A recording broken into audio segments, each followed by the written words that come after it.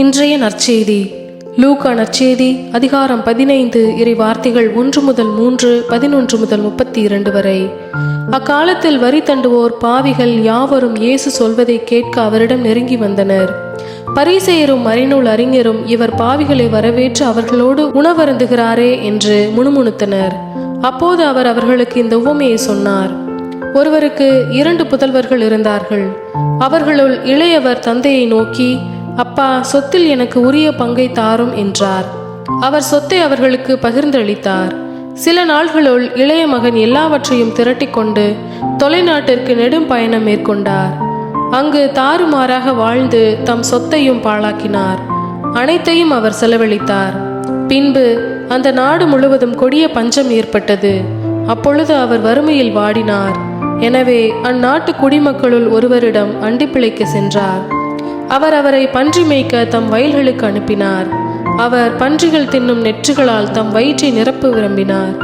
ஆனால் அதை கூட அவருக்கு கொடுப்பார் இல்லை.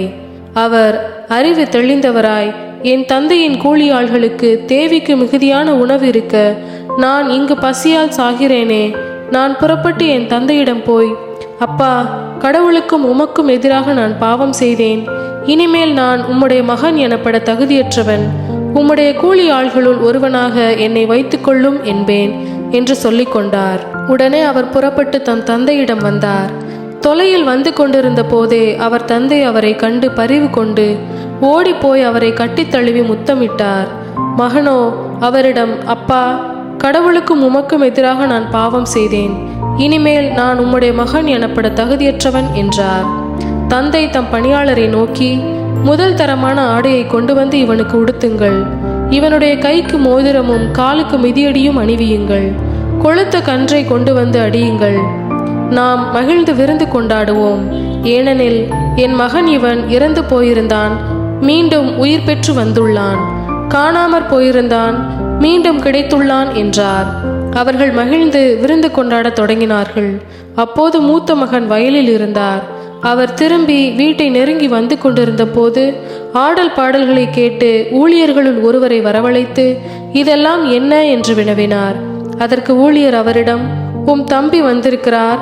அவர் தம்மிடம் நலமாக திரும்பி வந்திருப்பதால் உம் தந்தை கொழுத்த கன்றை அடித்திருக்கிறார் என்றார். அவர் சினமுற்று உள்ளே போக விருப்பமில்லாதிருந்தார்.